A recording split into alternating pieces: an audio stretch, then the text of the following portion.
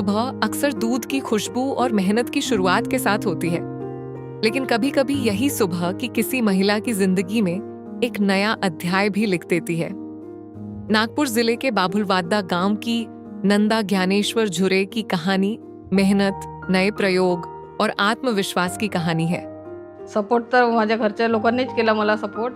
त्यांचं असं म्हणणं होतं कारण आपण सर्वजण कास्तकार लोक आहोत, एक जण तरी आपण थोडं बाहेरचे जर पाहिलं म्हणजे बाहेर बँकिंगचे व्यवहार आहेत, कुठले बाहेरचे व्यवहार आहेत, जर ते तुम्ही करून राहिले तर आम्हाला थोडी मदत होईल बा। म्हणून मी बाहेरचे पूर्ण बँकेचे व्यवहार आणि बाहेरचे जे आहे आपल्या ऑफिसचे व्यवहार आहेत ते मी स्वतः करते। लोकांचा विचार करायचाच नाही, आधी तर स्वतःचाच विचार करायचा असं माझं म्हणणं आहे। कारण की लोक फक्त हासाचं काम करतात, लोक कधीच कुणाचा चांगला विचार करत नाही। कारण की कसं आहे, 4 दिवस लोकांना बोलायच्या वेळेस लोक विचारच करत नाही, कारण की आम्हालाही लोक हसले।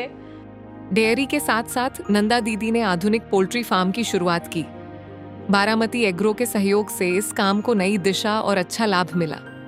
जेव्हा आम्ही दूध संकलन केंद्र केलं तेव्हा आम्हाला 27-28 लिटर दूध मिळायचे, पण आज 200-250 लिटर दूध एका वेळेला होते। तर आणि पेमेंट पण येते, 8-9-10 हजार रुपये पेमेंट येते। आणि माझ्या स्वतःचं दूध घरचं पण 100 लिटर दूध होऊन राहिलं, तर 40-50-60 हजार रुपये मी स्वतः आमच्या घरी येते। सिर्फ यही नहीं, उन्होंने मदर डेयरी का दूध संकलन केंद्र भी शुरू किया, जिससे आसपास के कई परिवारों को भी फायदा मिलने लगा।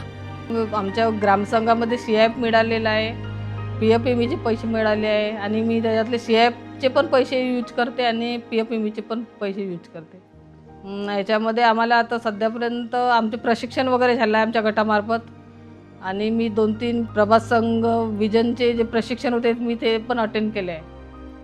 नंदा दीदी की कहानी बताती है कि परंपरा और नए विचार साथ आए तो सफलता की नई राह बनती है।